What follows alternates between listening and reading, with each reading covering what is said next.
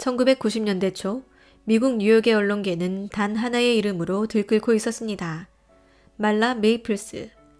당시 미국에서 그녀의 이름은 단순한 배우나 모델로서가 아닌 도널드 트럼프라는 이름과 함께 거론되며 신문 일면을 도배했습니다.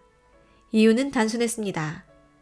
당시 미국 최고 부호 중 한 명이자 부동산의 제왕이었던 도널드 트럼프와의 불륜관계가 폭로되었기 때문입니다. 하지만 이 이야기는 단지 유혹이나 불륜이라는 단어로 정리되기엔 너무나도 복잡한 구석이 있습니다. 오늘 우리는 그 단순한 구도를 넘어 트럼프의 두 번째 부인이라는 타이틀 뒤에 가려졌던 한 여성의 인생을 따라가 보려 합니다. 1963년 10월 27일 미국 조지아주의 작은 시골 마을 코우타. 그곳에서 한 아이가 태어났습니다. 이름은 말라앤 메이플스. 그녀의 아버지 스탠리 메이플스는 부동산 개발자이자 카운티 행정관, 그리고 지역 가수로도 활동하던 인물입니다. 어머니 앤 롱리어 메이플스는 전직 모델이자 가정주부였습니다. 그녀는 지역 고등학교인 노스웨스트 휘트필드 고등학교에 다니며 농구선수로 활동했고 졸업반 시절에는 홈커밍 퀸으로도 선발되었습니다. 당시 주변 친구들에 따르면 말라는 조용하면서도 주목받는 걸 즐기는 아이였고 늘 반짝이는 금발과 깊은 눈빛으로 사람들의 시선을 끌었다고 합니다. 그녀는 고등학교 졸업 후 조지아 대학교에 진학했으나 1년 만에 중퇴하고 모델과 방송인의 길을 걷기 위해 본격적으로 활동을 시작합니다. 1983년 미스 리사카 비치 포스터걸 콘테스트 우승, 1984년 미스 조지아 USA 준우승, 1985년 미스 하와이안 트로픽 우승. 이처럼 3년 연속 미인 대회에서 두각을 나타낸 그녀는 점차 전국적인 무대에 발을 들이게 됩니다.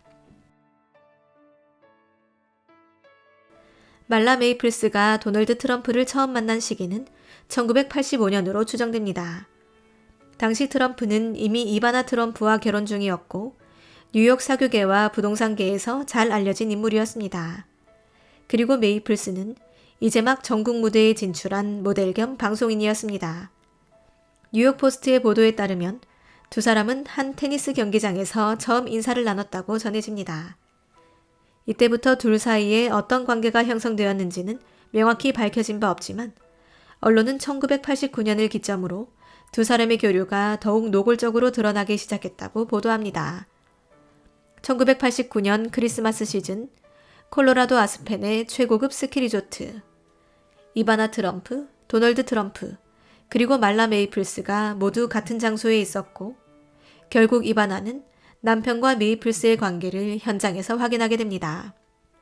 뉴욕 데일리 뉴스는 당시 상황을 이렇게 보도했습니다. 메이플스는 이바나에게 나는 그를 사랑해요 라고 말했고 이바나는 그 말을 들은 뒤 바로 호텔을 떠났습니다.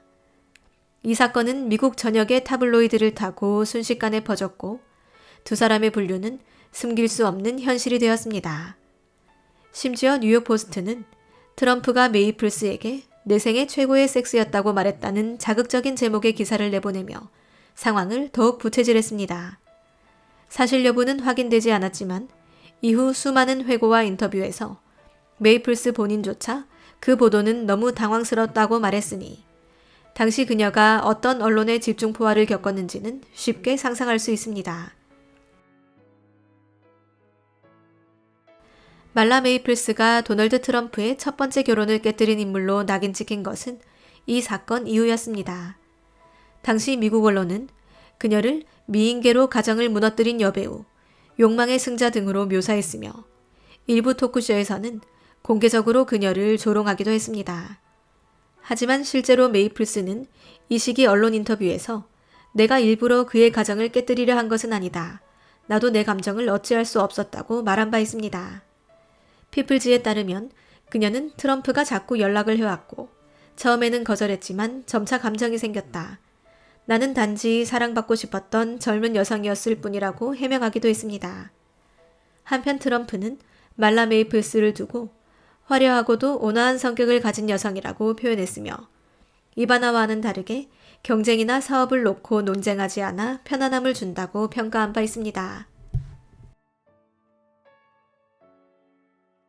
1993년 10월 13일 메이플스는 딸 티파니 아리아나 트럼프를 출산합니다. 당시 언론은 불륜의 결과로 태어난 아이라는 식으로 그녀와 딸을 비난했고 심지어 트럼프 가문 내에서도 그녀의 출산은 탐탁치 않게 받아들여졌다는 이야기도 있습니다. 하지만 트럼프는 예상외로 메이플스와의 관계를 단절하지 않았고 티파니가 태어난 지 2달 후인 1993년 12월 20일 뉴욕 플라자 호텔에서 성대한 결혼식을 올리게 됩니다. 그 중에는 오제이 심슨, 로지 오도넬, 엘튼 존 등 유명 인사도 포함되어 있었고 뉴욕타임스는 이 결혼은 연예계와 재계가 동시에 주목한 화제의 중심이라고 보도했습니다. 하지만 결혼식의 화려함 뒤에는 균열의 시작점이 숨어 있었습니다.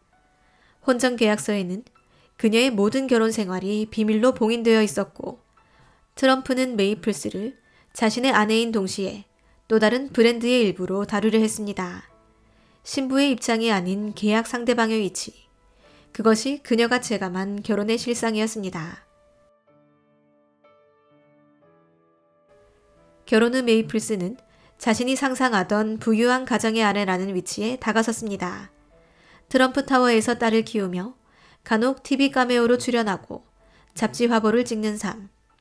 언뜻 보기에 모든 것이 완벽해 보였지만 그녀는 점차 외로움과 무력감 속으로 빠져들었습니다. 트럼프는 비즈니스와 언론을 장악했지만 가정에서는 아내의 감정에 무심했습니다.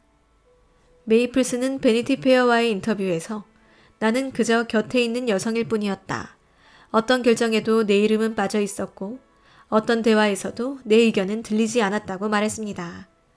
더욱이 1990년대 중반 트럼프 그룹은 사업 실패와 빚으로 위기에 봉착했으며 트럼프는 공적으로도 사적으로도 점점 더 냉담해져 갔습니다. 1996년 한 장의 사진이 미국 언론을 뜨겁게 달궜습니다. 새벽 4시 플로리다의 인적 없는 해변. 말라 메이플스는 경원 스펜서 와그너와 함께 구명탑 아래에서 발견되었고 현장에 출동한 경찰의 보고서가 곧 내셔널 인콰이어의 특종으로 이어졌습니다. 즉각 트럼프는 와그너를 해고했고 메이플스는 그저 산책이었을 뿐이라 해명했지만 언론은 이를 부부간 신뢰의 붕괴로 해석했습니다. 특히 뉴욕 포스트는 이번엔 메이플스가 바람을 피운 건가라는 선정적인 제목을 달았고 트럼프조차도 이 문제를 공개석상에서 언급하며 두 사람의 결혼은 회복 불가능한 상태로 기울었습니다. 이 사건은 메이플스에게 두 번째 낙인을 남깁니다. 하나는 남의 가정을 무너뜨린 여자, 또 하나는 남편을 배신한 여자. 그녀는 어떤 방식으로도 가해자로 소비되고 있었던 것입니다. 1997년 5월 도널드 트럼프와 말라 메이플스는 별거에 돌입합니다. 그리고 1999년 6월 8일 이혼이 공식화됩니다. 워싱턴 포스트는 두 사람은 이미 함께하지 않았고 남은 것은 법적 절차뿐이었다고 보도했습니다. 그러나 이혼은 끝이 아니라 또 하나의 시작이었습니다. 혼전 계약서에 따라 메이플스는 그의 삶, 결혼, 성격, 그리고 비밀에 대해 단 한마디도 할 수 없었습니다.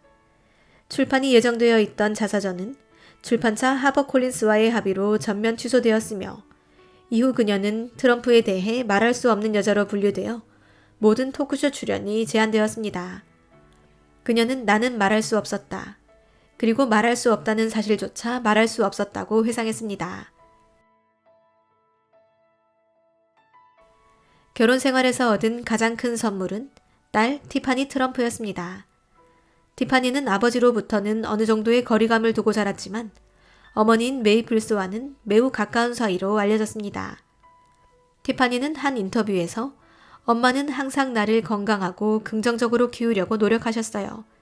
유기농 간식, 요가, 긍정의 언어. 트럼프 타워에서는 엄마가 만든 초콜릿을 먹고 아빠는 몰래 나를 데려가 사탕을 사줬죠 라고 말했습니다. 메이플스는 자녀 양육권을 가졌으며 트럼프는 양육비 외에는 큰 관심을 보이지 않았던 것으로 알려져 있습니다. 이 점은 훗날 티파니가 하버드 로스쿨을 졸업하고도 정치권에서 상대적으로 조용한 행보를 걷게 된 배경과도 연결됩니다. 그녀는 트럼프 가문 내에서 가장 외곽에 있는 자녀로 인식되었고 이는 곧 메이플스가 평생 안고 가야 할 낙인이 되었습니다. 이혼 이후 말라 메이플스는 다시 자신의 이름으로 살기 위해 노력했습니다. TV 토크쇼, 라디오 방송, 브로드웨이 무대, 그리고 할리우드 B급 영화. 이름값에 비해 작품 활동은 크지 않았지만 그녀는 꾸준히 대중 앞에 모습을 드러냈습니다.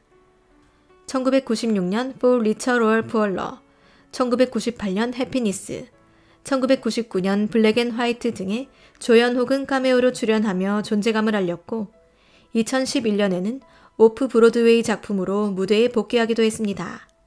뿐만 아니라 2013년에는 뉴에이지 앨범을 발표해 다라이 라마, 마이클 벡트, 디펙 초프라 등과 함께 영적 메시지를 담은 곡을 녹음했습니다.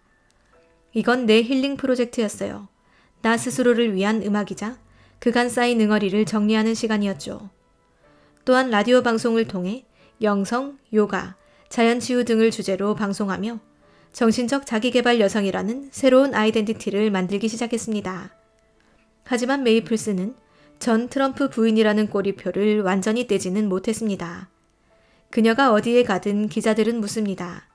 트럼프에 대해 어떻게 생각하십니까? 그 시절 진심이었습니까? 그녀는 이 질문에 웃으며 말합니다.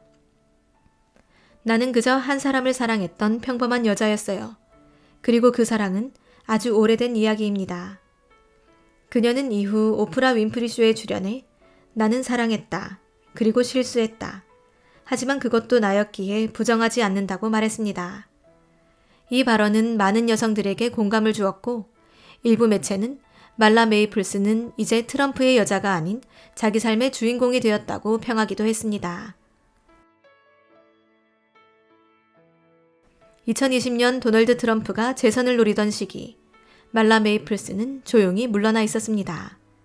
멜라니아가 백악관의 퍼스트 레이디로 스포트라이트를 받을 때 메이플스는 로스앤젤레스 근교의 자택에서 자연과 함께 지내며 SNS로 명상법을 소개하고 비타민C 주사를 맞는 영상을 올렸습니다. 일부 보수 성향 매체는 그녀가 음모론적 건강법을 주장한다고 비판했고 폴리티코는 트럼프의 전 부인들이 백악관에 입성하는 대신 각자의 방식으로 살아가고 있다고 평가했습니다. 메이플스는 당시 어떤 정치적 메시지도 내지 않았습니다. 하지만 그 침묵은 여전히 트럼프를 거절하고 있는 방식으로 해석되기도 했습니다. 말라 메이플스는 할리우드의 2성급 배우였고 트럼프라는 이름을 통해 세계적인 유명인으로 떠올랐습니다. 하지만 그녀가 진정으로 원하는 삶은 주목받는 것이 아니라 잊히지 않는 것이었습니다. 그녀는 자신을 회상하며 이렇게 말합니다. 나는 트럼프의 일부였지만 동시에 내 고유한 세계도 있었어요. 이제는 더 이상 그늘이 아닌 나의 빛에서 살아가고 싶습니다. 여전히 언론은 그녀에게 트럼프의 두 번째 부인이라는 꼬리표를 붙입니다. 하지만 시간은 분명히 흐르고 있으며 말라 메이플스는 그 흐름 속에서 자신만의 서사를 끝까지 완성해 가고 있습니다.